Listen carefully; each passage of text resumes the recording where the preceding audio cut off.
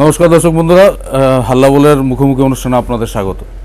মুখোমুখি অনুষ্ঠানে আমি সদ্য কংগ্রেসে জয়েন করা যিনি যোগদান করেছেন, রাজ্যের লড়াকু নেতা, রাজ্যের সুদক্ষ সংগঠক, দীর্ঘদিন যার রাজনৈতিক একটা জীবন রয়েছে, যিনি এই রাজ্যে সাধারণ রাজ্যের মানুষের জন্য, শোষিত নিপীড়িত মানুষের জন্য প্রতিদিন সংগ্রাম করেছেন, যিনি এই রাজ্যের মানুষের অধিকার আদায়ের জন্য অনেকবার আক্রান্ত হয়েছেন, রক্ত ঝরিয়েছেন, সেই সর্বজন শ্রদ্ধেয় নেতা আমাদের সাথে রয়েছেন।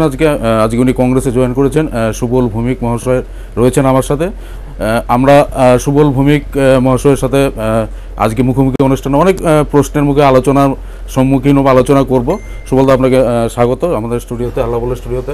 আমি আলোচনা শুরু করার আগে একটু যদি ব্যাকড্রপে যায়, যে সুবলদার দীর্ঘ 40-42 বছরের রাজনৈতিক জীবন, এর মধ্যে বেশিরভাগ সময়টা উনি কংগ্রেসে করেছেন, এবং যখনই দেখেছেন, আমরা যেটা জানি, যেটা সুবলদার যেটা চরিত্র, রাজনৈতিক ব্যক্তিত্ব হিসেবে, যে যখনই দেখেছেন যে পলিটিক্যাল পার্টিতে মানুষের জন্য কথা কোয়ার ক্ষেত্রে ওনার বাধা সৃষ্টি হচ্ছে, ওনাকে দমিয়ে দাবাবার চেষ্টা করা হচ্ছে, উনি কথা বলতে পারছেন না, বা মানুষের জন্য মুভমেন্টটা উনি সঠিকভাবে করতে পারছেন না, মানুষের কথা বলতে পারছেন না, মানুষের জন্য ভয়েস রেজ করতে পারছেন না, তখনই আমরা দেখেছি সুবলদা তার যে রাজনৈতিক যে কর্মজীবনের রাজনৈতিক যে ক্যারিয়ারতে আমরা দেখেছি, তিনি আপোষ করেননি, আপোষহীন লড়াকু নেতা বলা যেতে পারে সুবলদাকে। সেই সুবলদা আমরা দেখেছি 2013 সালে যখন রাজ্যে গুটি কয় মানুষ বিজেপি দল করতেন, ভারতীয় জনতা পার্টি করতেন, গুটি কয় সমর্থক ছিলেন, প্রায় 1.7%-এর মতো যখন ভোটার ছিল, তখন আমরা সুবলদাকে দেখেছি গোটা রাজ্য চষে বেরিয়েছেন, সংগঠন করেছেন, জায়গায় জায়গায় গিয়ে, এবং নিরলস সংগ্রাম করেছেন তখন তৎকালীন যে বাম সরকার ছিল এদের বিরুদ্ধে। আমরা দেখেছি সুবলদা ওই সময় বিজেপি করতে গিয়ে পোস্ট অফিস চমুনিতে রক্তাক্ত হয়েছেন, মাথায় 4-5টার মধ্যে স্টিচ লেগেছে, হাসপাতালে ভর্তি ছিলেন বিজেপি করতে গিয়ে। আমরা দেখেছি আস্তে আস্তে এই বিজেপি দলকে সুবলদা নিজের মতো করে গড়ে তুলেছেন। তারপরে যারা এখন বিজেপি দলের শীর্ষ কয়েকজন নেতৃত্ব রয়েছেন, তারা পরবর্তী সময়ে এসছেন, 2015-16 দিকে এসছেন, আস্তে আস্তে বিজেপি দল একটা শক্তিশালী দল হিসেবে পরিণত হয়েছে, এবং বামফ্রন্ট সরকারকে, 25 বছরের একটা সরকারকে সরিয়ে কিন্তু ক্ষমতায় এসেছেন। আমরা এটা আজকে বিভিন্ন সোশ্যাল মিডিয়াতে, বিভিন্ন টেলিভিশনে, বিভিন্ন জায়গাতে আলোচনা হচ্ছে, সুবলদা বিজেপি দল ছেড়ে কংগ্রেসে যোগদান করলেন, কালকে সর্বভারতীয় সভাপতি রাহুল গান্ধী আসছেন, ঠিক প্রাক মুহূর্তে সুবলদার জয়েন করাটা কি কোনো ইঙ্গিত বহন করেন? কেউ কেউ বলছেন যে সুবলদার এই যে রাজনৈতিক দল পরিবর্তন, এই দল পরিবর্তনের একটা অঙ্গ হিসেবে এটাকে উনি কংগ্রেস দলে যোগদান করেছেন।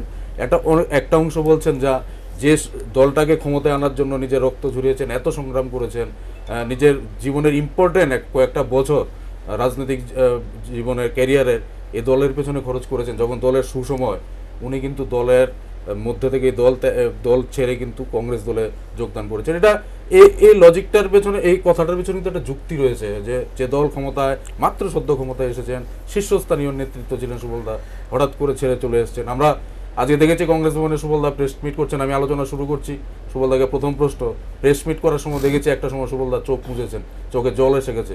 এটা কি অভিমানের জল, না পুরনো দলে ফিরে যাওয়া আনন্দের জল? না, এটা তো ঠিক। আমরা সর্বক্ষণের রাজনৈতিক কর্মী, স্বাভাবিক কারণে সিদ্ধান্তটা একটু কঠিন সিদ্ধান্ত ছিল। আজকের দিনে ভারতীয় জনতা পার্টি ক্ষমতা এসছে, আসার পরে একটা ক্ষমতাসীন দল থেকে যাচ্ছি, ছেড়ে দিচ্ছি, স্বাভাবিক কারণে বহু মানুষের বহু প্রশ্ন থাকবে। একেবারে রাজনৈতিক ব্যক্তিত্বের দল পরিবর্তন, এটাই একটা বড় ব্যাপার। তার উপর আমি আবার শাসক দল, যে দলটাকে ক্ষমতায় আসার পেছনে আমি কাজ করেছি, সেই দলটা ছেড়ে দিচ্ছি, তো স্বাভাবিক কারণে অনেকে একটু ধোঁয়াশাপূর্ণ অবস্থায় আছেন। আমি একটা সময়ে আমার মনে হয়েছে যে সত্য কথা অর্থে যে আদর্শগত লড়াই কমিউনিস্ট পার্টির বিরুদ্ধে খুব বেশি আমরা লড়তে পারিনি। কমিউনিস্ট পার্টির বিরুদ্ধে লড়াইটা একটু কঠিন ছিল, অস্তিত্বের সংকট, এবং কমিউনিস্ট পার্টির বিরুদ্ধে ধারাবাহিক লড়াই করা একটা বিরাট কঠিন কাজ। সেটা ফর্মে অনেক সময় সেই লড়াইটাকে জারি রাখার জন্য কিছু কিছু ক্ষেত্রে সিদ্ধান্ত নিতে হয়েছে। সেই রকম কমিউনিস্ট পার্টিকে ক্ষমতা থেকে সরাতে হবে, অনেকটা একমুখী লড়াই ছিল, কমিউনিস্ট পার্টিকে ক্ষমতা থেকে সরাতে হবে। এখন কিন্তু কমিউনিস্ট পার্টি ক্ষমতায় নেই, তাহলে এখন কেন লড়াইটা কি? এখন লড়াইটা হচ্ছে সুশাসন দেওয়ার লড়াই। আমরা কমিউনিস্ট পার্টি দীর্ঘ 25 বছর ছিল, 25 বছর একটা সরকার থাকার পর এটার অ্যান্টি ইনকামবেন্সি ফ্যাক্টরটা এত তীব্র হয়, এবং স্বাভাবিক কারণে কমিউনিস্ট পার্টি 25 বছর ছিল, বিজেপি সরকার 25 মাস ক্রস করেনি, এখনই না বিশ্বাস উঠে গেছে। তাহলে এই কৃতিত্বটা কিন্তু কমিউনিস্ট পার্টিকে দিতে হবে, যে করেই হোক। 25 বছর কিন্তু ক্ষমতায় ছিল, একটা স্টেবিলিটি ওরা দিয়েছে, একটা স্থিতিশীল অবস্থা ওরা দিয়েছে রাজ্যে, কিন্তু বিজেপি স্থিতিশীল অবস্থাটা দিতে পারছে না। আমরা কারণ দীর্ঘ লড়াই সংগ্রাম করি, ত্রিপুরায় যেটা পরিবর্তন হয়েছে, এই পরিবর্তনটা কিন্তু ভূভারতের আর কোনো রাজ্যে হয়নি। ত্রিপুরায় এক্সট্রিম লেফট একটা পার্টি 25 বছর রাজত্ব করেছে, এর থেকে এক্সট্রিম রাইট একটা পার্টি ক্ষমতায় এসছে, যেটা বেঙ্গলের লেফটরা হেরেছে, কিন্তু এক্সট্রিম রাইট পার্টি না, এটা মাঝামাঝি একটা পার্টি তৃণমূল, বা ভারতবর্ষে আর কোথাও হয়নি। এক্সট্রিম লেফট পার্টিকে হারিয়ে এক্সট্রিম রাইট পার্টি ক্ষমতায় আসে। মনস্তাত্ত্বিকভাবে হোক, আদর্শগতভাবে হোক, এটা কিন্তু একেবারে অপোজিট, 180 ডিগ্রি। এই অবস্থায় 25 বছরের লড়াই সংগ্রাম করে যারা কমিউনিস্ট পার্টিকে সরিয়েছে, সেই সব বিজেপির কার্যকর্তারা, বিজেপি তো এখানে 1% ছিল, যেটা তুমি বলেছো যে বিজেপির একটা সময় 1.7% ভোট ছিল, সেই জায়গাটা থেকে 3 বছর 3.5 বছরের সংগঠন করে কিন্তু পার্টিটা ক্ষমতায় আসেনি। আমাদের যেটা বক্তব্য, পার্টিটা ক্ষমতায় এসে মহল তৈরি করে, হাতে পতাকা ধরিয়েছি, মিছিল মিটিংয়ে নিয়ে গেছি, আমরা ভোটের বাক্সে নিয়ে গেছি, টু চেঞ্জ, সবাই ভোট দিয়েছে। যারা ভোট দিয়েছে এর 95% লোক, যারা বিজেপির কি আদর্শ, তার পঞ্চনিষ্ঠ কি, এ সম্বন্ধে তাদের কোনো ধারণাই নেই। এবং কি তাদের মধ্যে প্রায় 95% লোক যারা বিজেপিকে ভোট দিয়েছে, তাদের মধ্যে দেখা যায় তারা কোনোদিন কার্যালয়েও যায়নি, তারা পরিবর্তনের প্রশ্নে ভোট দিয়েছে। তাদেরকে যদি বিজেপি সংগঠনের ভোট মনে করে, যেটা দরে বসে আছে বর্তমান নেতৃত্ব, এটা সংগঠনের ভোট নয়। আমি যেটা বলেছিলাম যে বিজেপি আমরা সংগঠন করে আসিনি, আমরা মহল তৈরি করে এসেছি। পরিবর্তনের প্রশ্নে অ্যান্টি ইনকামবেন্সি ফ্যাক্টর এত বেশি তীব্র কাজ করেছে, আমরা শুধু একটা রূপরেখা তৈরি করে দিয়েছি, আমরা কিন্তু পরিবর্তনটা পুরোপুরি দিয়েছি সংগঠন করে, এটা দাবি করতে পারি না। তাহলে এখন মাটি নরম, নরম মাটি দিয়ে ভগবান শ্রীকৃষ্ণ তৈরি করা যায়, আবার মহিষাসুরও তৈরি করা যায়। সুতরাং এই নরম মাটি বিরোধীরা দুর্বল, এখন সবাইকে আমাদের সাংগঠনিক ফ্রেমের মধ্যে বিজেপিতে নিয়ে আসা যায়। কিন্তু জুট আমলের বদনাম, জুট আমলের আপনারা দেখছেন, তুমি দেখছো যে আমরা রাস্তায় নেমেছি লড়াই করতে, আমাদের সরকার ছিল কংগ্রেসের সরকার। জুট আমলে কিন্তু 4 বছর পরে মানুষের মধ্যে এটা হয়েছে, এটাকে রাখা যাবে না। 1.5-2 বছর কিন্তু প্রতিটা মন্ত্রী বিধায়ক বিভিন্ন জায়গায় সম্বর্ধনা, বিভিন্ন জায়গায় গ্রামে গঞ্জে তারা যেত, তাদেরকে সম্বর্ধনা দিত। এবারে বিজেপি মন্ত্রিসভা আসার পরে বিজেপির মন্ত্রিসভাটা সবটাই কনফাইন্ড হয়ে গেল সেক্রেটারিতে। শুধু ওই আপনার ইয়েতে রবীন্দ্র ভবন আর টাউন হলে, আগরতলায় কিছু হলে, এটা কিন্তু গ্রামে গঞ্জে বা কোথাও ডিস্ট্রিক্ট, একটা রাজ্যের মন্ত্রী, তার যে সবগুলি ডিস্ট্রিক্টের প্রশাসনের সঙ্গে তাদের যোগাযোগ নেই। জনমুখী প্রশাসন না হয়ে এটা সেক্রেটারিয়েটমুখী প্রশাসন হয়ে গেল, মহাগণমুখী প্রশাসনের ডিসেন্ট্রালাইজেশন না হয়নি, মানুষের কাছে যায়নি, মানুষ থেকে আস্তে আস্তে সরে যাচ্ছে। আমরা পার্টিতে এগুলো কিছু কিছু ক্ষেত্রে ফোরামে এটা প্রতিবাদ করতাম। নির্বাচনের আগে আমাদেরকে ডিপ্রাইভ করা হয়েছে। আমি আমার বাড়িতে, এখানে আমার তৎকালীন সভাপতি সুধীন্দ্র দাশগুপ্ত এবং সংগঠন মন্ত্রী ছিলেন সুন্দর পাল, দুজনেই বলেছেন যে আপনি বনমালীপুরে কাজ করেন, এখানে তো কেউ নেই, প্রমিনেন্ট লিডার, আপনি সেখানে দাঁড়াবেন। তো ঠিক আছে, ভোটের একটা রাজনীতি তো আছে, আমি পাশাপাশি বনমালীপুরে একটু কাজও করেছি। তারপরে যেই করে হোক বনমালীপুর নার্সিং হলো আমাদের। যখন এই 1.7% থেকে আমরা বিজেপিতে, আমি যখন বিজেপিতে গিয়েছি সবাই আমাকে দোষারোপ করেছে যে বিজেপিতে গিয়ে কী হবে, ওদের ভোটে ত্রিপুরায় পদ্ম ফুল চাষ হবে না।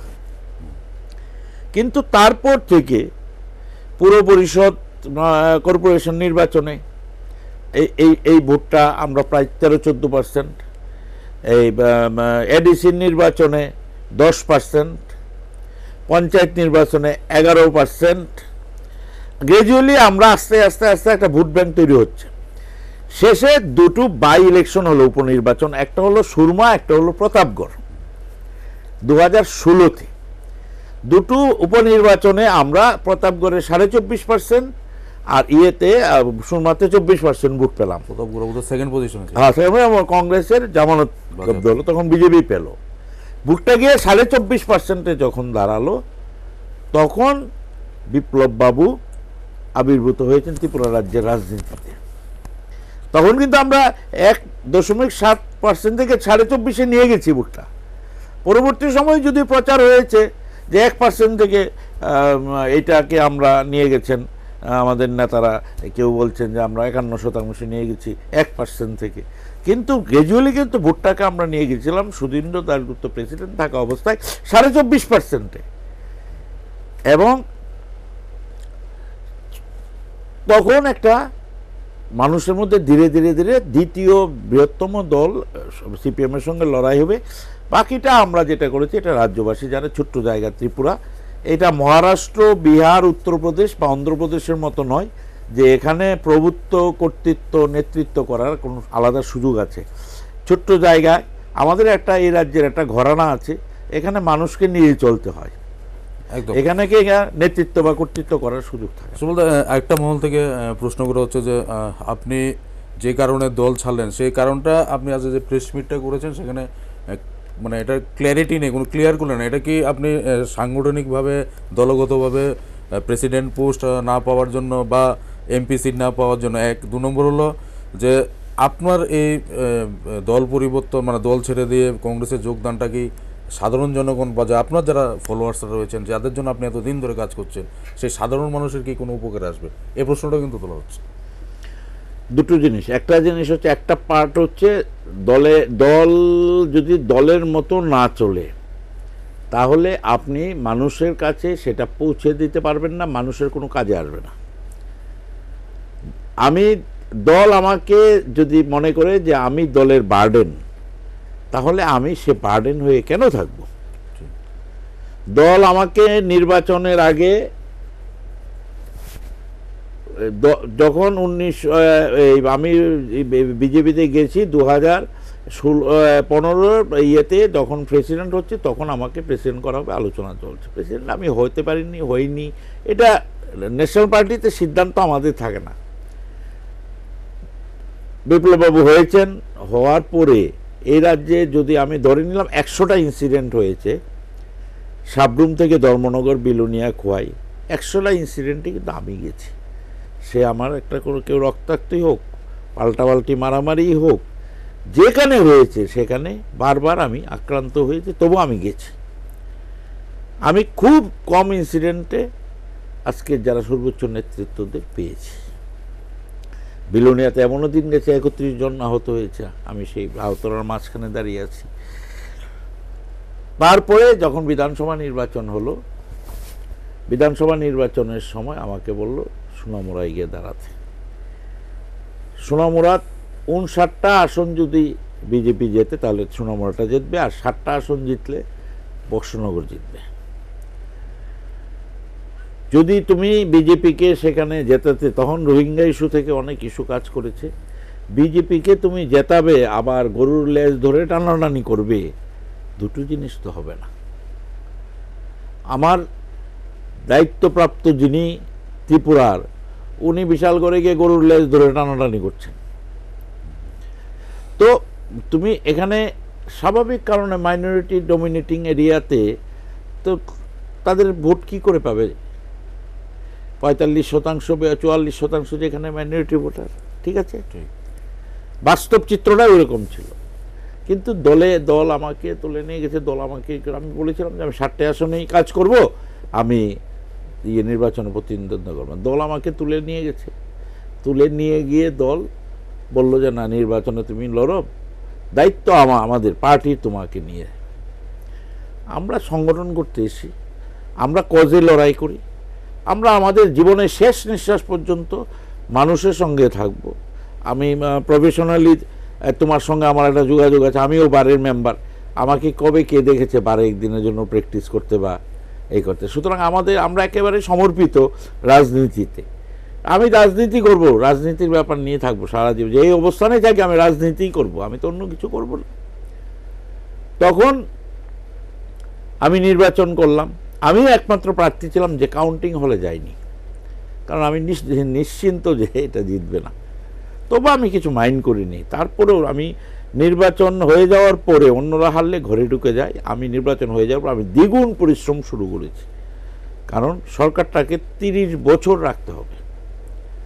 কিন্তু প্রথম আমি ভেবেছি বোধহয় আমরা যেহেতু সংগঠন করে আসিনি তার জন্য বোধহয় বিশৃঙ্খলা। পরে দেখতে পারলাম আমরা যে যে ইস্যুতে সিপিএমকে দায়ী করেছি সেটা আরও এই কিছুদিনের মধ্যেই যেন মানুষ একটা আতঙ্কের মধ্যে ঢুকে গেছে। কোথাও যদি কোনো ছাত্রদের মধ্যে সংঘর্ষ হয়, কোন ছাত্র নেতার কাছে যে যাবে, ওই এলাকার মানুষ গিয়ে বলবে যে বাড়িটা একটু দেখো। সিপিএমের তো দেখা যেত, ও দায়িত্ব আছে এই অঞ্চলে, ওর কাছে যেত। কোনো শ্রমিকদের মধ্যে ঝগড়া হলে কার কাছে যাবে? শ্রমিক নেতাকে। যুব মোর্চা যুবকদের মধ্যে ঝগড়া হলে ওই অঞ্চলে যুব নেতাকে। প্রদেশের ঝগড়া হলে প্রদেশের কাউকে খুঁজে পাওয়া যাচ্ছে না, অথচ 3-4 জন হঠাৎ করে এসে বলে আমরা বিজেপি, আমরা বিএমএস, আমরা যুব মোর্চা, আক্রমণ করে দিল। আরে আক্রান্ত লোক তো আক্রমণ হতেই পারে, মারামারি হতেই পারে, কিন্তু এই লোকটা কোথায় যাবে, কে কোথায়, কেউ কিছু জানে না। এটা তখন আমার মনে হলো যে এটা সাংগঠনিক দুর্বলতা। বারবার আমি ফোরামে সেটা তুলেছি। মানুষ কিন্তু আমাদের সরকারটাকে আপন করে নেওয়া তো অনেক দূরে, মানুষ কিন্তু আমাদের সরকারকে নিয়ে ভীত সন্ত্রস্ত হয়ে যাচ্ছে দিনের পর দিন। আমার বলতে হচ্ছে ঠিক আছে, রাজনৈতিকভাবে কেউ আমার প্রতিপক্ষ থাকতে পারে, আমার রাজনীতিতে আমার দল যারা লড়াই সংগ্রাম করে এসে তারা কিছু বেনিফিট দিতে পারে, কিন্তু মানুষ যাবে কোথায় এই জায়গাটা আমরা দিতে পারছি না। কোথাও সংগঠনের কে কোন দায়িত্বে আছে, কোথায় যাবে, একটা প্রমিনেন্ট ফিগারকে আর বিজেপিতে খুঁজে পাওয়া যায় না কোথাও। এটা তো বড় দুরবস্থা, এই দুরবস্থার দিকে যাচ্ছে। পাশাপাশি রাজ্যের সুপ্রিম নেতৃত্ব যেভাবে একটার পর একটা স্টেটমেন্ট, অসার স্টেটমেন্ট, এবং যেগুলোকে সারা দেশে হাসির খোরাকে পরিণত করেছে। যেখানেই যাই ভারতবর্ষে আমাকে সবাই আইডেন্টিফাই করে, আমাকে জিজ্ঞেস করে এটা কেন বলেছে, এটা কেন বলেছে, মহাভারতে ইন্টারনেট কোথায় ছিল, আরে কি ঝামেলায় পড়লাম, ইউটিউব এই সব চলছে। তারপরে দেখলাম আরো ভয়ঙ্কর যেটা, যে আমি বললাম যে ছোট্ট রাজ্য অনেক কাজ করতে পারি, অনেক কাজ নাও করতে পারি, না করতে পারলে সেটা যদি বুঝিয়ে বললে জনগণ আমাদেরকে ভুল বুঝবে না। হঠাৎ করে বলে দিল 90% কাজ হয়ে গেছে আমার ম্যানিফেস্টোতে যা আছে। মুখ্যমন্ত্রী বলেছেন, হ্যাঁ 90% কাজ কোথায় কি করে। 5 বছরের কোনো ম্যানিফেস্টো আজকে পর্যন্ত, স্বাধীনতার পর 5 বছরের ম্যানিফেস্টো 5 বছর কাজ শেষ করতে পারে? 40%, 30%ও পারে না। 90% 1 বছর পূর্ণ হওয়ার আগে হয়ে গেছে। তাতে কি আমার পার্টি এগোবে? তাহলে মানুষ কি বলবে? কোনো কিছুরই দেখলাম ব্যালেন্স নেই। আমরা তো প্রতিবাদও করা যায় না এটা। তারপরে দেখলাম এটা একটা মাল্টি ন্যাশনাল কোম্পানির মতো, আমি একটা মাল্টি ন্যাশনাল কোম্পানির এমডি, আমার কথার উপর তোমার চাকরি, আমার কথার উপর তোমার চাকরি চলে যাবে। সেখানে মানুষের সুখ দুঃখ নিয়ে যারা থাকে তাদের কোনো বক্তব্য রাখার সুযোগ নেই। সংগঠনে যারা সাংগঠনিক ব্যক্তিত্ব তাদের কোনো মতামত গ্রহণ করা হয় না। আরে এটা তো এক কথার চলার পথে সিদ্ধান্ত দিয়ে দেয়, তুমি নেই, কালকে থেকে আর নেই, তুমি এটার দায়িত্ব, তুমি দায়িত্ব, কে কখন কাকে দায়িত্ব দিচ্ছে পুরোটাই চলছে। তাহলে বলতে পারেন আপনারা কি করে চলছে? চলছে একটাই কারণ, ক্ষমতায় আসাটা একটা বড় বোনাস পাওয়া। এই যে ক্ষমতায় এসছে বিজেপি, একটা বড় বোনাস পেয়েছে, এই বোনাসটা ভেঙে ভেঙে চলছে। এর সঙ্গে 2 টাকা রোজগার করে যোগ করিনি। বোনাসটাতে হয়তো আরো 6 মাস চলতে পারে, আরো 1 বছর 2 বছর, এটা কিন্তু ফুরিয়ে যাবে। ক্ষমতাটাকে যদি একটা বোনাস ধরি, এটা তো কিছুদিন চলবে, অব্যবস্থা না থাকলে এটাকে তো আমরা বারবার চিন্তা করছি না যে 30 বছর 40 বছর গেল, এটা গেল। তারপরে আমি যখন দেখলাম যে এই পরিস্থিতি, যে মানুষকে যা যা প্রতিশ্রুতি দিয়েছি, মানুষকে আমরা প্রতিশ্রুতি দিয়েছি যে আমরা পরিবর্তনের মধ্য দিয়ে সমাজ পরিবর্তন করব, আমরা পরিবর্তনের মধ্য দিয়ে ব্যবস্থার পরিবর্তন করব। আমরা দেখলাম পরিবর্তন তো হয়েছে, ব্যবস্থার তো কোনো পরিবর্তন হয়নি, উল্টো এ ব্যবস্থার পরিবর্তনটা আরও খারাপের দিকে গেছে। কারণ কোথায় কি হচ্ছে, কিভাবে আছে, নিজের দলের কার্যকর্তারা তারাই বলতে পারছে না, তাদের কোনো সিকিউরিটি নেই, তাদের মধ্যে অস্থিরতা, তাদের মধ্যে আতঙ্ক, ভয়, এইরকম একটা আনরেস্ট অবস্থায় তখন আমি উপরের নেতৃত্বের সঙ্গে বারবার এগুলো তুলে ধরার চেষ্টা করেছি। সবাই আমাকে অ্যাভয়েড করছে। আমি তো দূর থেকে শুনতে ভালো লাগে সবাই ক্যাডার বেস পার্টি, আমিও প্রথম ধরে নিয়েছিলাম ক্যাডার বেস পার্টি, বেশি কিছু চিন্তা করতে হবে না, পরিশ্রম করলেই চলবে, কাজের মূল্যায়ন হবে। কিন্তু তারপরে দেখলাম আমি যতটা না এস্টাবলিশ করেছি, রাজ্যের কার্যকর্তারা পার্টি এস্টাবলিশ করেছে, আমি সভাপতির দাবিদার, এটাকে এস্টাবলিশ করেছে, ক্লেমটাকে এস্টাবলিশ করেছে। বলল, উপর থেকে বলল যে সভাপতির দাবিদার, আমাকে সভাপতি করলে নাকি সরকারটা ভেঙে যাবে সঙ্গে সঙ্গে। আমি বললাম যে সরকার করলাম, রক্ত ঝরালাম, এই সরকার আমি সভাপতি হলে সরকারটা ভেঙে যাবে? আচ্ছা ঠিক আছে, চুপ করে রইলাম, চললাম। লোকসভায় ইলেকশন এলো, লোকসভায় পার্টির সিদ্ধান্ত, পার্টির তো উচ্চ স্তরের নেতৃত্বদের না জানার কথা না, পার্টির উচ্চ স্তরের নেতৃত্ব থেকে জানিয়ে দেওয়া হলো আপনাকে যদি লোকসভায় দেওয়া হয় তাহলে সরকারটা ভেঙে যাবে, 7 দিনের মধ্যে সরকারটা থাকবে না। আরে বলে কি, তখন আমি ভাবলাম যে আরে আমি তো বার্ডেন হয়ে গেলাম বিজেপির। তো বার্ডেন হয়ে একটা রাজনৈতিক দল যদি মনে না করে যে আমার সার্ভিসটার প্রয়োজন নেই, রাজনৈতিক দল তো এটা কোনো ব্যক্তি প্রপার্টি না, তো সে যদি মনে করে আমার সার্ভিসটার প্রয়োজন নেই, আমি বার্ডেন হয়ে গেলাম, তাহলে তো বার্ডেন হয়ে তো আমার থাকাটা ঠিক হবে না। এটা একটা দিক। ম্যানিফেস্টোতে যা সেগুলো নিয়ে এবং কোঅর্ডিনেশন নেই পার্টির মধ্যে, সব মিলিয়ে একটা অরাজক অবস্থার মধ্যে দিয়ে এগিয়ে যাচ্ছে, এটা দিনের পর দিন বেড়ে যাচ্ছে। তারপরে আমি বললাম ঠিক আছে, লোকসভাতে আমি সরাসরি বলেছি যে লোকসভাতে রাজনৈতিক দলেরই একেবারে নেতৃত্ব হতে হবে এমন কোনো কথা নেই, সমাজের অনেক প্রতিষ্ঠিত লোককে লোকসভাতে পাঠায়, সব দলই পাঠায়। তো সেই কারণে লোকসভাতে একটা ভালো ভাবমূর্তি,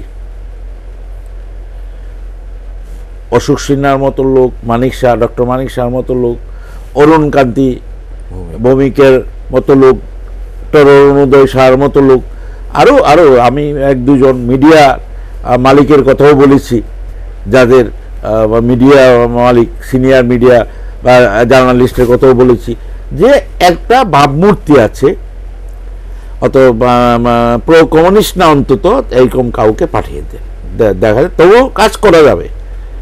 কিন্তু একবার আমরা সারা দেশে আমরা একবার হাসি ঘোরা করলাম, আবার লোকসভায় দাঁড়িয়ে, কারণ কমিউনিস্ট পার্টির যে লোকসভা সদস্য আর আমাদের লোকসভা সদস্যের মধ্যে পার্থক্য আছে। আমাদের লোকসভা সদস্য হচ্ছে দিল্লিতেও ক্ষমতায়, রাজ্যও ক্ষমতায়, তার কিন্তু অনেক গুরুত্ব, সে অনেক কাজ করতে পারবে, এবং লোকসভায় দাঁড়িয়ে সে যাতে ত্রিপুরার সম্মান মর্যাদাটা বাড়াতে পারে এমন কোনো ব্যক্তিত্বকে দিতে হবে। এমন কোনো ব্যক্তিত্বকে দেওয়া যাবে না যার বিরুদ্ধে অভিযোগ এসছে, অথচ অভিযোগটা পার্টিতে একবারের জন্য আলোচনা হলো না, আদৌ যে অভিযোগ এনেছে সেও গুরুত্বপূর্ণ, বিধায়ক, অভিযোগটা যখন এসেছে তখন আলোচনা হতে হবে, আলোচনা করে খণ্ডন করে দেবে, এটাকে বাতিল করে দেবে, না অভিযোগটা সঠিক না। বা কেউ আমেরিকা থেকে বসে যেসব অভিযোগ এনেছে, এক ভদ্রলোক সোমেন সরকার বলে, সেগুলো তো পার্টিতে আলোচনা করে আমরা বলে দেবো এগুলো মিথ্যা, একটার ব্যাপারে কোনো স্টেটমেন্ট নেই, কোনো বক্তব্য নেই, আলোচনা নেই। তখন সাইলেন্ট থাকলে তাহলে ধরে নেবে জনগণ যেটা সত্যি। তো বিভিন্ন অভিযোগ এসছে, অভিযোগের অভিযুক্ত তাদেরকে নিয়ে লোকসভা গাইতেই হবে, কে, because she or he is my choice. তো এইগুলোতে তো পার্টি কোনোদিনই এগোতে পারবে না। এবং আমি দেখেছি যে সিপিএম আসার একটা বড় রাস্তা হয়ে গেছে এই ক্ষুব্ধ। তখন আমি আমি আমি তো সিপিএমের এখনও আমি মনে করি আমি সিপিএম বিরোধী, সরাসরি সিপিএমের একদম কমিউনিস্ট বিরোধী। এটা বলে ইয়ে নাই যে বাবারা এই জায়গা বেকমটা তো সিপিএম নেবে, বিরোধী দলের। বিরোধী দলকে মজবুত করা দরকার, নাহলে সুশাসন পাওয়া যাবে না। যে খুব একটা আলোচনার মধ্যে ইম্পর্টেন্ট কথা সুবলদা তুললেন। আমরা আবার সুবলদার কাছে যাচ্ছি যে উনি যে দলের প্রতি যে কাজকর্ম, সেই কাজকর্মের ফলে রাজ্যে যারা প্রধান বিরোধী দল রয়েছে, সিপিআইএম নেতৃত্বে যে রয়েছে, এদের যখন মানে আসার সুযোগ এটা তৈরি হচ্ছে, ক্ষেত্র তৈরি হচ্ছে, সুবলদা এই পয়েন্টটা স্ট্যান্ড পয়েন্টটা এখানে ক্লিয়ার করলেন যে যখন তার শাসক দলের দুর্বলতার কারণে সিপিএম দলের আসার, আবার ক্ষমতায় আসার একটা মসৃণ পথ তৈরি হচ্ছিল, এটাকে রেস্টেন করার জন্য উনি কংগ্রেসের মতো আর একটা সর্বভারতীয় দলে আবার ওনার পুরনো দলে ফিরে গেছেন, যাতে করে এই যাই হোক, যেহেতু উনি সিপিএম বাম বিরোধী, সিপিএমের আবার পুনরায় ফিরে আসাটা যাতে রেস্টেন করা যায় রাজ্যের কাছে, এজন্য উনি আবার ওনার পুরানো দল কংগ্রেস দলে যোগদান করেছেন। উনি আজকে হাল্লা বলে স্টুডিওতে বসে ওনার স্ট্যান্ড পয়েন্ট এই জায়গাতে ক্লিয়ার করেছেন। যারা দর্শক ভাইরা রয়েছেন, দর্শক মণ্ডলীরা রয়েছেন, যারা এই প্রোগ্রাম সরাসরি দেখছেন, তাদের কাছে এই বার্তাটা আমাদের পৌঁছে দেওয়ার দায়িত্ব যে যারা সকাল থেকে বলছিলেন যে সুবলদার কংগ্রেসে যাওয়ার ফলে মানুষের কি উপকার হলো বা স্ট্যান্ড পয়েন্ট উনি ক্লিয়ার করলেন না। উনি ক্লিয়ার করে বললেন যে 1 বছরের কাজকর্মে রাজ্যের প্রধান শাসক দলের সিপিএমের ক্ষমতায় আবার ফিরে আসার মসৃণ পথ উনি দেখতে পেয়েছেন, এটা তৈরি হচ্ছে। ওটাকে রেস্টেন করার জন্য আবার আরেকটা জাতীয় দল, জাতীয় কংগ্রেসে উনি গেলেন।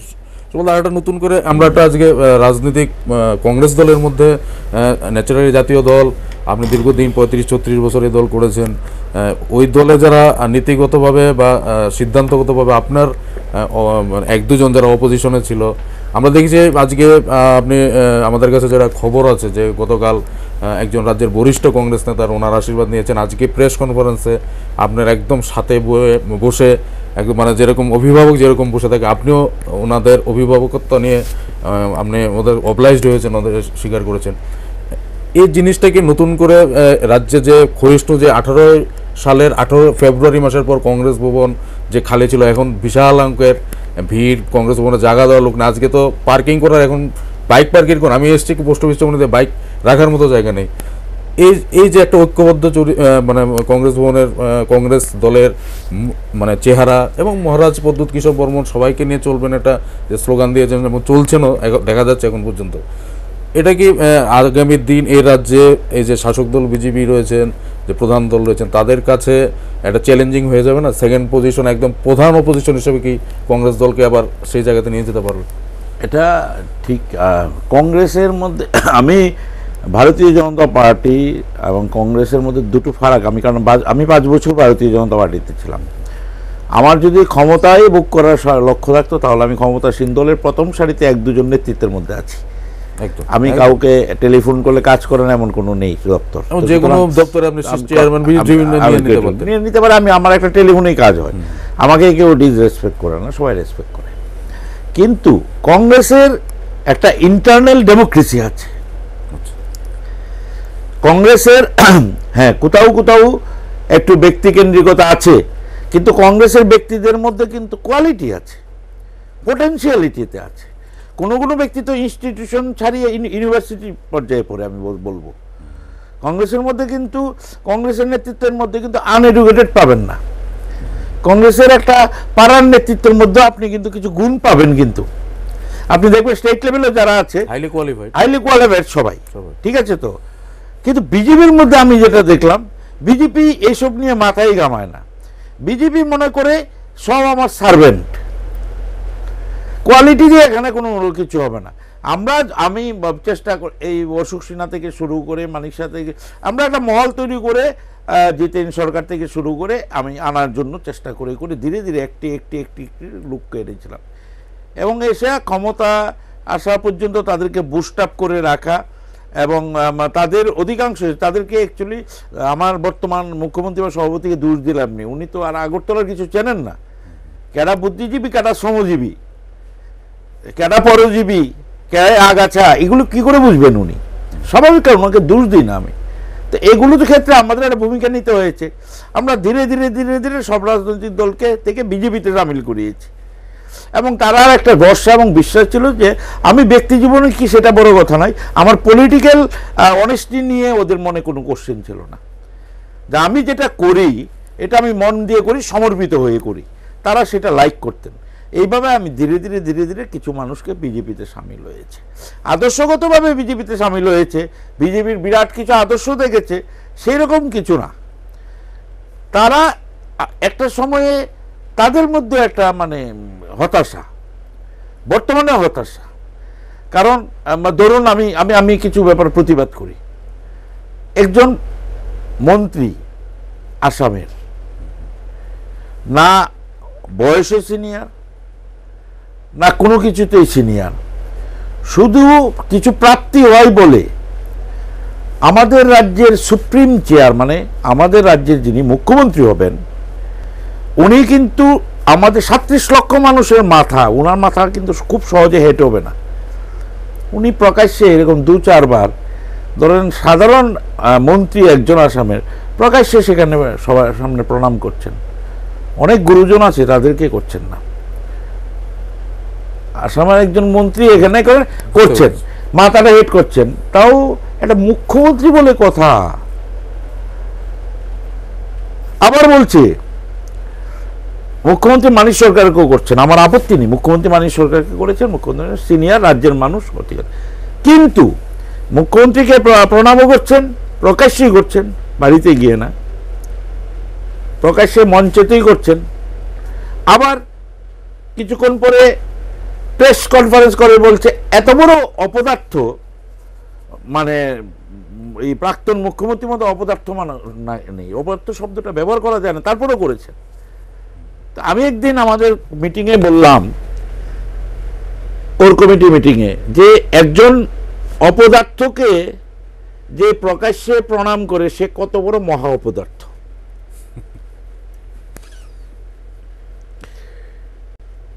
যখন যেমন তখন তেমন সেভাবে হয় না এই রাজ্যটা। আমরা চাই সরকার ভালো কাজ করুক।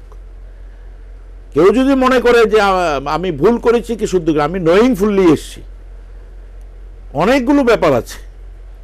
কারণ আমাদের দায়বদ্ধতা আছে, এই রাজ্যের মানুষ, আমাদের রাজ্য, আমাদের মানুষ, আমাদের ভবিষ্যৎ প্রজন্ম, আমরা কোথায় যাব? আমি রাস্তায় বেরোলে তোমার সঙ্গে দেখা হবে। আমরা তো রাজ্যটাকে জলাঞ্জলি দিয়ে, সমাজটাকে জলাঞ্জলি দিয়ে, আমরা এই ভাগ করে সিপিএম কংগ্রেস অমুক তমুক ভাগ করে আমরা কি এই রাজ্য থেকে পালাতে হবে? আমাদের তো একটা সমাজ আছে, আমাদের একটা সোসাইটি আছে। মাটিতে যে কাজ করে, মাটি ফুঁড়ে যে উঠে নেতৃত্ব, তার গায়ে মাটির গন্ধ থাকবেই। আর প্যারাসুট দিয়ে যে রাজনীতির ময়দানে নামবে, তার গায়ে তো মাটি লাগবে না, সে মাটির গন্ধ কি করে পাবে? তাহলে মাটি ফুঁড়ে উঠলে মাটির গন্ধ পাবে। তো সুবলদা, আগামী লোকসভা নির্বাচন ঠিক প্রাক মুহূর্তে কালকে রাহুল গান্ধী আসবেন, আপনার কংগ্রেস দায়ী দলে যোগদান রাজ্যের বুকে একটা সাড়া ফেলেছে, একটা বিশাল ব্যাপার, বিশাল ব্রেকিং একটা বলা যায় নিউজ হয়েছে, একটা মানে চাঞ্চল্য সৃষ্টি হয়েছে যে সুবল ভৌমিকের মতো এত লড়াকু নেতা, দক্ষ নেতা, সাংগঠনিকভাবে এত শক্তিশালী, আপনি এত দক্ষতা আপনার রয়েছে, আপনি জয়েন করেছেন। এই আপনার জয়েনিং নিয়ে আমরা একটা চ্যানেলও প্রোগ্রাম করছিলাম, এটা নিয়ে কথা হয়েছে যে একটা পার্ট হলো একটা বিশাল ইম্প্যাক্ট আগামী লোকসভা নির্বাচনে অ্যাডভেস্ট পশ্চিম এবং পূর্ব আসনে অনেকটাই শাসক বিজেপি দল একটু চাপে আছে বা সাংগঠনিকভাবে অনেকটা পিছিয়ে আছে যে ইয়েতে। তো আপনাকে পাওয়ার পর এখানে নতুন সভাপতি, পূর্ব আসন, পশ্চিম আসন, এর মধ্যে এই দুটো আসনের মধ্যে কংগ্রেসের নির্বাচনী ফলাফল মানে আপনি কতটুকু আশাবাদী, কতটুকু করতে পারবেন? না, আমি যেটা, এটা politics is not a individual concern, only a message. একটা গভর্নমেন্টের ভালো মেসেজ হলে এই মেসেজ দিয়ে গভর্নমেন্টটা থাকে, ইন্ডিভিজুয়াল কারোর একজনের কাজ করে দিয়ে থাকে না। তো তেমনি এবারে যেটা হবে, এটা একটা মেসেজ হবে এবারে নির্বাচনটা।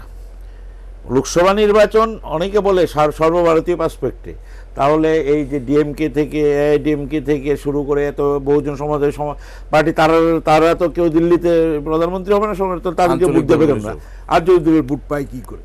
ঠিক, এটা শুধু সর্বভারতীয় ক্ষেত্রে হয় না, রাজ্যের ক্ষেত্রেও এখানে আছে। আরেকটা জিনিস হচ্ছে, যেটা আমাদের রাজ্যে ধারণা, কমিউনিস্ট পার্টি একটা কাজ গত 25 বছর একটা যে গরিব মানুষকে শাসক দলের সঙ্গে থাকো, এই প্রবণতা করে দাও। স্বাভাবিক কারণে একটা পার্সেন্টেজ লোক যারা রাজনীতি বুঝে না, গরিব মানুষ, তাদেরকে আগে থেকে অতীতে কয়েক দশক যাবতই আমরা শাসক দলের সঙ্গে থাকবো, শাসক দলের সঙ্গে গরিবকে থাকতে হয়। এটা কিন্তু কমিউনিস্ট পার্টি ঢুকিয়ে দিয়ে গেছে, এটা একটা অংশের মানুষ আছে। বিজেপি নেই বললে তো হবে না, কিন্তু সেটাকে যে রক্ষা করা কমিউনিস্ট পার্টির যে পরিকাঠামো ছিল, তাদের যে সাংগঠনিক দক্ষতা ছিল, তাদের যে গভীরতা ছিল ব্রাঞ্চ লেভেল থেকে, হ্যাঁ, সেটা বিজেপি করে উঠতে পারেনি। বিজেপি সেটা কোনো মেসেজ তৈরি করতে পারে না, সংগঠন তৈরি করতে পারেনি। কারণ বিজেপি ব্যবহার করেছে কাউকে একটা পদ দিয়ে দিলে সেই কার্যকর্তার উৎকর্ষতা নিয়ে সে তারা মাথা ঘামায় না, যেটার সঙ্গে আমার প্রতিনিয়ত ডিফারেন্স হতো। এই অঞ্চলে একটা ভালো ভাবমূর্তি, একটা ডাইনামিক লোক কার্যকর্তা হোক, তারা সবচেয়ে নিচে যে অবুজ তাকে করলে নাকি সে মনে করে, মণ্ডল মনে করে এই অঞ্চলটা আমার হাতে থাকবে, ও আমার কথা উদ্বোস করবে। জেলা মনে করে যে মণ্ডল সভাপতি এমন অকর্মণ্য থাকতে হবে যে আমার কথা উদ্বোস করবে। প্রদেশ সভাপতি মনে করে জেলা সভাপতি এমন তৈরি করতে হবে যে আমার কথায় উঠবে, আমার কথায় বসবে, তার কর্মদক্ষতা, তার কার্যকর্তা হিসাবে তার দক্ষতা, এগুলোর প্রয়োজন নেই। এটা বিজেপির মাথায় ঢুকে গেছে। এই কারণে বিজেপি সারা রাজ্যে, আপনি দেখুন তো, দেখান তো, ভালো একজন দক্ষ একদম প্রদেশের সাধারণ সম্পাদক থেকে শুরু করে সবাইকে আপনারা চেনেন, ছোট্ট রাজ্য, কে কোথা থেকে উঠে এসছে, কার কতটা লড়াই সংগ্রাম, কে কতটা জনগণের পাশে থেকে লড়াই করেছে, আমরা তো সবাইকে চিনি, সিপিএমও সবাইকে চিনি। তো এই জায়গাটাকে আমি চেয়েছিলাম যে ভালো কিছু মানুষ সেট আপ করে, সেটাও ব্যর্থ হয়েছে বিজেপি। তাই নির্বাচনে শাসক দলের অ্যাডভান্টেজগুলোকে ক্যাপিটাল করার মতো তাদের অবস্থা নেই। এটা 2018 নয়, পরিবর্তনের হাওয়া নয়, অনেক কঠিন পরিস্থিতির মোকাবেলা করতে হবে। আমরা বলছি না কংগ্রেস জিতে যাবে, আমি কংগ্রেসকে এখনো অ্যাসেসমেন্ট করতে পারি না। আমি মাত্র এসেছি আজকে, 2-4 দিন গেলে আমি বুঝতে পারবো অ্যাসেসমেন্ট করে কি করা যায়। আর যেটা করেছে নির্বাচনে যেটা হয়, যেটাকে মাসল পাওয়ার, মানি পাওয়ার, মাসল পাওয়ার, মানি পাওয়ার প্রয়োগ করা ভারতবর্ষের রাজনীতি এখন কঠিন হয়ে গেছে। একটা সময় বিহারে, আজকে বিহারে একটা বুথ রিগিং করবে, এটা সম্ভব। লোকসভা নির্বাচনে বটজলাকে যদি আপনি মডেল করে নিন, বটজলাতে রুলিং পার্টি বসে বুথ দখল করে চেষ্টা করেও, এখানে বটজলায় একটা উপনির্বাচন হয়েছে, এখানে 2600 ভোট কংগ্রেস পেয়ে গেছে, প্রার্থী উইথড্র করে 600 ভোট সিপিএম পেয়ে গেছে, 26,632, আর বিজেপি পেল 3100। তার মধ্যে প্রতিটা বুথে সারাক্ষণ বুথ দখল রেখে, এইটা কিন্তু এই রাজ্যের মডেল। কিন্তু এই করে টোরেও কিন্তু কিছু করতে পারেনি, তারা ভাবতেই পারছে না তাদের অবস্থানটা কোথায়। তারা যে বিজেপির বিধায়ক বলছে আমি এবার 20,000 দেব, কেউ বলছে আমি 15,000 দেব, এটা তাদের সম্পত্তি ঘর থেকে এনে দেবে। তারা মানুষকে অ্যাসেসমেন্টই করতে পারেনি যে মানুষের কোথায় দাঁড়িয়ে আছে। কিচ্ছু করতে পারবে না, কিচ্ছু করতে পারবে না। কারণ এটা লোকসভা, এটা পঞ্চায়েত নয়, লোকাল বডির ইলেকশন নয়, স্টেট ইলেকশন কমিশন নয়, এটা সেন্ট্রাল ইলেকশন কমিশন। সেটা রিয়েলাইজ করতে হবে। ওই 10টা জায়গায় গন্ডগোল করলে কেউ বেরোবে না, ভোট লাইন ধরে গিয়ে দিয়ে আসবে, খুবের ভোট আরো বেশি পড়বে। কারণ ভোট কিন্তু যার যার ভোট তার দিতে হবে। ঠিক, পঞ্চায়েতে আমি ব্যালট নিলাম, এই করলাম, সেই করলাম, এই সুযোগ নেই। ভোটটা যার যার ভোট শেষে দেবে, কিন্তু লোকসভায় কিন্তু সেই সুযোগ নেই। আমার ভোট গিয়ে তুমি দিতে পারবে না, তোমার ভোট গিয়ে আমি এই ভোট দেবে। এবং তারা ওটা বুঝতে পারছে না যে এমএলএ ভাবছে যে আমি 10,000-এর লিড দেব, 20,000-এর লিড দেব, সে ইলেকশনের সময় হারিয়ে যাবে। একদম। সুমলদা, আরেকটা জিনিস আমরা দেখি সোশ্যাল মিডিয়াতে বিভিন্ন, আপনার সারা রাজ্যে একটা বিশাল সংখ্যক ফলোয়ার্স রয়েছেন, এবং আজকে সোশ্যাল মিডিয়াতে বা বিভিন্নভাবে আপনি কংগ্রেস দলে জয়েন করেছেন, যারা আপনার একদম একান্ত অনুগামী বা ফলোয়ার্সরা রয়েছেন, যারা আপনাকে ভালোবাসেন দল মত নির্বিশেষে, তাদের একটা বিশাল অংশ এই নির্বাচনের আগে কি, কালকে রাহুল গান্ধী আসছেন, তারপরে তো আরও মানে কাজকর্ম, সাংগঠনিক কাজ কংগ্রেসের তেজি হবে, আপনাকে পেয়েছেন, আরও স্পিরিটেড ওয়েতে করবে আশা রাখা যায়। তো এই যে বিশাল সংখ্যার আপনার ফলোয়ার্স রয়েছে সারা রাজ্য জুড়ে, ধর্মনগর থেকে সাবরুম পর্যন্ত, এরাও কি কংগ্রেস দলের মধ্যে এসে কংগ্রেসকে দলকে কাজ করবে? আমি আমি আমি তো সবসময় আমার সঙ্গে কেউ আছে আমি বিশ্বাস করি না, কেউ যদি থেকেও থাকে আমার কাজের সঙ্গে আছে। এক্স্যাক্টলি। তারা যদি আমার কাজ পছন্দ হয় মনে করে তারা নিশ্চয়ই আসবে। আমি কাউকে ধরে বেঁধে এনে কাউ জয়েনিং করাটা এটা আমি কোনো সময়ই করি না। নর্মাল কোর্সেই হবে, কারণ সবাই চাইছে যে এখানে শক্ত একটা বিরোধী হোক এবং লোকসভা নির্বাচনে একটা ভালো মেসেজ দিতে চাইছে এই রাজ্যে। এই মেসেজটা দিতে চাইছে যে আমার মনে হয় একটা ভালো মেসেজ যাবে। আমি জয় পরাজয় এটা আমি হুট করে সব রাজনৈতিক দল যেভাবে ব্লান্টলি বলে দেয় আমরাই আসছি আমরাই দিচ্ছি, 25 বছর আমরা দেখেছি, বারবার বলেছি আসেনি।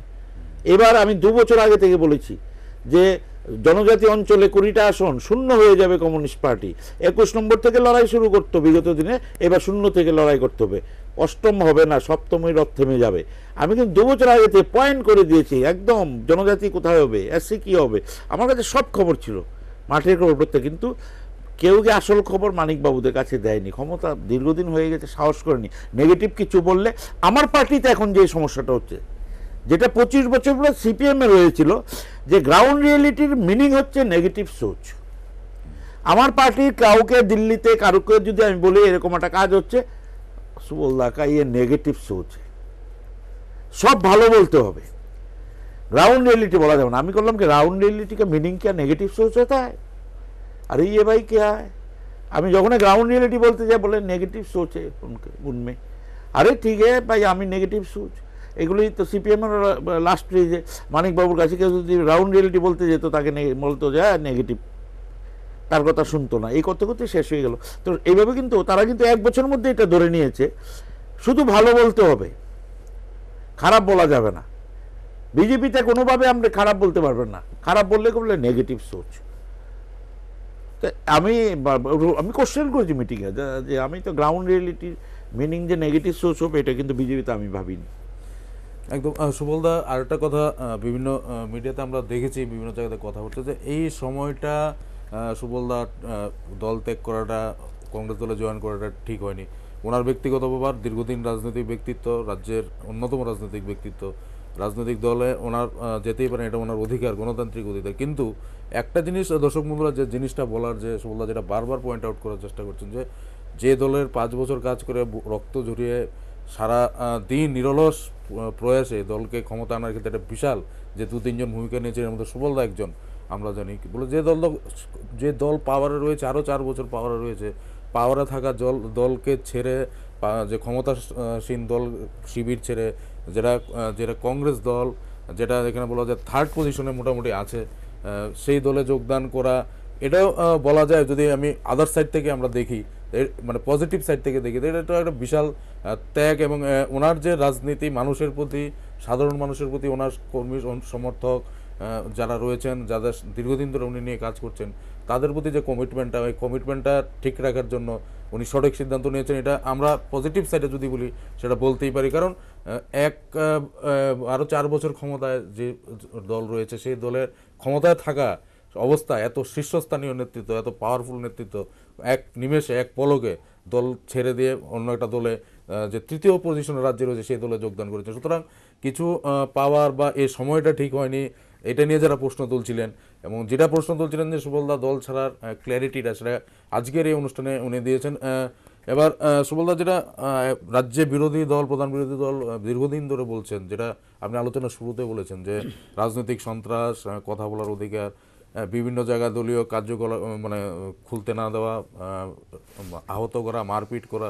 আমরা দেখেছি পরশুদিন একটা মিছিল হয়েছে আমতলী এলাকায়, সারা রাত ধরে সন্ত্রাস চলেছে, ডিএফের রাজ্য সম্পাদককে আক্রমণ করেছে, কংগ্রেস দলের ওপর আক্রমণ হচ্ছে, কংগ্রেস দলের বিজিত প্রার্থীর উপর আক্রমণ হয়েছে, বিভিন্ন জায়গায় হচ্ছে। আপনি আসার পর আপনি যেটা বলছেন যে গণতান্ত্রিক পরিবেশ সৃষ্টি করা, এখানে এটাকে ঠিক করা, এগুলির ক্ষেত্রে আপনি কি আগামী দিন ভূমিকা থাকবে? এগুলির ক্ষেত্রে তো লড়াই তো থাকবেই। শাসক দল কখনো বুঝতে চায় না, আর যাদের হাতে শাসনভার এসছে তাদের বিগত দিনে শাসনের অভিজ্ঞতা নেই, উত্থান এবং পতন দুটো জিনিস ওরা দেখেনি। তারা এবার প্রথম উত্থানটা শুধু দেখেছে, পতনটা দেখলে ওরা সাবধান হয়ে যেত। উত্থানে তো ওরা ভাবছে যে বাবা ক্ষমতা এমন একটা জিনিস, এটা কোনো দিন যায় না, কিন্তু এটা তো অন্যের দেওয়া, এটা তো এক মুহূর্তে নিয়ে যায় ক্ষমতাটা, মানুষের দেওয়া জিনিস মানুষ ফিরিয়ে নিয়ে যায় একটা মুহূর্তে, এক লহমায় শেষ হয়ে যায়। এটা ওরা বুঝতে পারছে না, কেউ ভাবছে আমি 10,000। ওরা যা যা করছে তাতে আমরা দেখেছি এখন তো রাস্তায় বিরোধী দল খুঁজে পাওয়া যায়। 93-এ যে বিরোধী দল খুঁজেও পাওয়া যেত না একজন কাউকে রাস্তায়, কিন্তু তারপরে 10খানা আসন লেগেছে, কিছু দরকার পড়েছে, পড়েনি, 50টা পেয়ে গেছে। সুতরাং আপনি এই দেখে যে যদি মনে করে 10,000 20,000-এ দেবে, সেটা কিন্তু সম্ভব না। মানুষের ভোট দেবে। আর আমরা তো এই অভিজ্ঞতা আমাদের দীর্ঘদিনের আছে, সিপিএমের সংগঠিত সন্ত্রাসও আমরা মোকাবেলা করেছি। আর এটা মোকাবেলা, এটা তো তা ভালো করতে বলতে গেলে নতুন ক্ষমতা এসছে বলে বলছে এটা তাসের ঘর, এটাকে আমরা আমল দিয়ে চলি না। ক্ষমতা দিয়ে যদি কিছু করা যেত তাহলে পৃথিবীতে যারা একবার ক্ষমতা এসতো তারা আর কোনো দিন যেত না, এটাই হচ্ছে। আর একদম শেষ প্রশ্ন, কালকে রাহুল গান্ধী আসছেন, সম্ভবত মঞ্চে আপনি থাকবেন। আপনার কি মনে হয় রাহুল গান্ধী এই রাজ্যে আগামী লোকসভা নির্বাচনে কংগ্রেস দল এবং কংগ্রেস দলের ভবিষ্যৎ এই রাজ্যের ক্ষেত্রে, আপনাকে নতুন করে পেয়েছেন, নতুন সভাপতি হয়েছেন, কি বার্তা দিতে পারেন? দেখুন, এটা তো ঠিক, আমরা কংগ্রেস ঘরানাতে সৃষ্টি। আর এই রাজ্যে কংগ্রেস এবং সিপিএম এটা ছিল একটা কলগেট টুথপেস্ট যেভাবে আমরা ব্যবহার করি, হঠাৎ করে অন্য একটা পেস্ট ব্যবহার করলে মুখে ঝাঁজ লাগে, থার্ড কোনো পার্টি এখানে কিন্তু অ্যাকচুয়ালি ডিজার্ভিং না।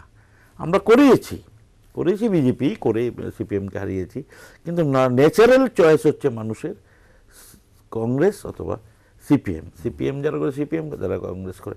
আমরা ন্যাচারাল চয়েসটাকে ব্রেক করে সেটার জন্য আমি কিছু কাজ করেছি, সেটা আমি গেছি, কিন্তু এটা আবার ন্যাচারাল জায়গায় চলে এসছে। মনে হয় কঠিন হবে আগামী দিনের জন্য। ভারতীয় জনতা পার্টি কোনো দিশা দিতে পারেনি, লক্ষ্য নিয়ে যেতে পারেনি। আমার একটা মেসেজ থাকবে যে যারা ক্ষমতাসীন তারা ক্ষমতাটাকে সঠিকভাবে কাজে লাগাক, গণতান্ত্রিক পরিবেশ, শান্তিপূর্ণ পরিবেশ, সম্প্রীতির পরিবেশ। রাজ্যে পিছিয়ে পড়া একটা প্রান্তিক রাজ্য যেহেতু, আমাদের কথা সহজে দিল্লিতে পৌঁছায় না, সীমাবদ্ধ অর্থনীতির মধ্যে কাজ করতে হয়। এখানে শান্তি সম্প্রীতি অত্যন্ত গুরুত্বপূর্ণ। এবং এই আমরা সন্ত্রাসের রাজনীতিতে বিশ্বাস করি না। সন্ত্রাস আমি প্রতিহত করেছি, কিন্তু আমি কোনোদিন সন্ত্রাস করিনি, এটা জোট আমলও করিনি। আমার আগরতলা শহরে নিপেনবাবু লিখে গেছেন সোনার ছেলে বলে। সুতরাং যে কোনোদিন পাইনি যে আমরা গিয়ে কারোর বাড়িতে, বরঞ্চ গিয়ে পরামর্শ দিয়ে এসছি কোনোভাবেই কিন্তু এই বাড়িটাতে যাতে এখানে এটা করে তো কোনোদিন হয় না। তো যাই হোক, সবটা জিনিসে আমরা যে কোনো পরিস্থিতি মোকাবেলা করার জন্য আমরা মানসিক তৈরি আছি। একদম। দর্শক বন্ধুরা, আমাদের অনুষ্ঠান শেষ পর্যায়ে সুবলদার আজকে সারা দিন ধরে ব্যস্ত, সময় দেওয়ার জন্য অনেকে ধন্যবাদ। উনি বলেছেন আগামী দিন যে কোনো পরিস্থিতি মোকাবিলা করবেন, এবং কথায় নয়, আমরা দেখেছি বারে বারে প্রমাণ করেছেন নিজেকে যে বাস্তবে প্রয়োগের ক্ষেত্রে উনি এটা করে দেখাবেন। এবং ন্যাচারালি সুবলদার কংগ্রেস দলে জয়েন করা, এ রাজ্যে যারা কংগ্রেস কর্মী রয়েছে, বিশেষ করে বাম বিরোধী যারা দীর্ঘদিন ধরে রয়েছেন, তাদের কাছে একটা নতুন করে একটা মাত্রা এনে দেবে, তাদের কাছে নতুন একটা মাইলেজ দেবে, এবং যেটার প্রভাব আমরা আগামী লোকসভা নির্বাচনে আমরা হয়তোবা দেখতে পারি। যদি রাজনীতিতে শেষ কথা নয়, তারপরও বলা যেতে পারে পশ্চিম পূর্ব আসনের নির্বাচনে সুবলদার আজকের জয়েন করা কংগ্রেসে তার পুরনো দলে ফিরে যাওয়া একটা বিশাল প্রভাব করবে। যদিও আমরা দেখেছি, আমরা লাস্ট একটা কোশ্চেন যেটা মনে হয়েছে সুবলদা, আজকে আপনার বিজেপি দলের সাধারণ সম্পাদক বলেছেন যে আপনার চলে যাওয়াটা কোনো মতেই বিজেপি দলের উপর প্রভাব পড়বে না, স্টেটমেন্ট দিয়েছেন। এটা কোন দৃষ্টিভঙ্গি থেকে বলেছে আমি বলতে পারবো না। সারা ভারতবর্ষে দেখা গেলে তো বিজেপি একটা বড় দল, সুতরাং বড় দল থেকে সেখানে আমার মতো একটা শুভলঙ্গী চলে গেলে কি হয় আমি জানি না। কিন্তু আমি একটা জিনিস বিশ্বাস করি, এই যে এটা বড় সমুদ্র, এটা কিন্তু একটা ইউনিট না। বিন্দু বিন্দু জলের পরেই সমুদ্র হয়। এই কাউকে এই বিন্দু জলকে যদি উপেক্ষা করে তাহলে সমুদ্র সৃষ্টি হবে না। সুতরাং কেউ যদি এটাকে উপেক্ষা করে, আমি কেন দাবি করব যে আমি গেলে পরে বিজেপি এত বড় দল, এত বড় দেশ, বিজেপির আজকে দিল্লিতে ক্ষমতায় আছে, নরেন্দ্র মোদীর মতো প্রধানমন্ত্রী আছে, এই রাজ্যে ক্ষমতায় আছে বিপ্লব দেবের মতো মুখ্যমন্ত্রী আছে, যিনি স্বপ্ন দেখেন যে ক্ষমতা কোনো দিন যায় না, ক্ষমতাটা পার্মানেন্ট। সুতরাং এই ধরনের দৃষ্টিভঙ্গির লোকরা কি বলছে, এটার থেকেও মুখ্য ব্যাপার হচ্ছে যে আমরা মনে করি যে আমরা কজে লড়াই করি, আমরা আজকের আশার মধ্য দিয়ে একটা মেসেজ তৈরি করতে পেরেছি যে মানুষের জন্য যে আমরা লড়াই করব, এটা মানুষ একটা মেসেজ পেয়েছে। আমরা মানুষের জন্য লড়াইয়ের জন্য অঙ্গীকারবদ্ধ, এটা বুঝে গেছে মানুষ। একদম। দর্শক বন্ধুরা, আমাদের অনুষ্ঠান শেষ পর্যায়ে শেষ কথা যেটা বলে শেষ করলেন সুবলদা, যে মানুষের জন্য লড়াই করেছেন, আগামী দিনও মানুষের জন্য লড়াই জারি থাকবে, মানুষের জন্য উনি লড়াই করে যাবেন, এ রাজ্যের মানুষের জন্য লড়াই করে যাবেন। আমরা ওনার নতুন রাজনৈতিক দল নতুন করে জয়েন করেছেন, পুরনো রাজনৈতিক দল নতুন করে শুরু করেছেন, আমাদের হাল্লাবলের পক্ষ থেকে ওনাকে অনেক শুভেচ্ছা রইল আগামী দিন নতুনভাবে সফল আরও সফল রাজনীতিবিদ হওয়ার জন্য। আমাদের সময় দেওয়ার জন্য ধন্যবাদ সুবলদা। সবাই দর্শক বন্ধুরা সবাই ভালো থাকবেন, সুস্থ থাকবেন, শুভরাত্রি।